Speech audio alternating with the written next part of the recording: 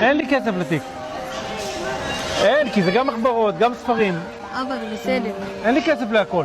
אז השנה הוא יהיה בלי תיק. תפנה לילד. רגע, אני... לא נשמה, רגע. תפנה לילד.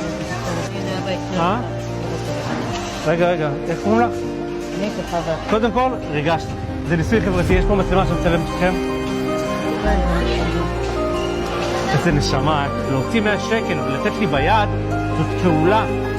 וזאת פעולה של פתיחות, של אהבת חינם, של אמפתיה, של חמלה. אנחנו מכירים את הנושא מאוד מאוד מקרוב, כי זה גם אנחנו חווינו את זה.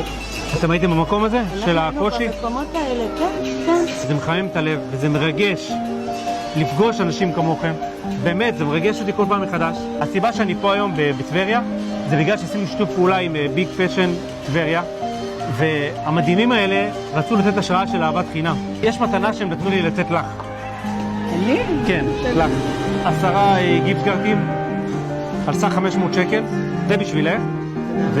וגם בשבילך, בגלל שאתה גם היית מדהים ומהמם, אני רוצה לתת לך גם גיפט קארדים בסך 500 שקלים.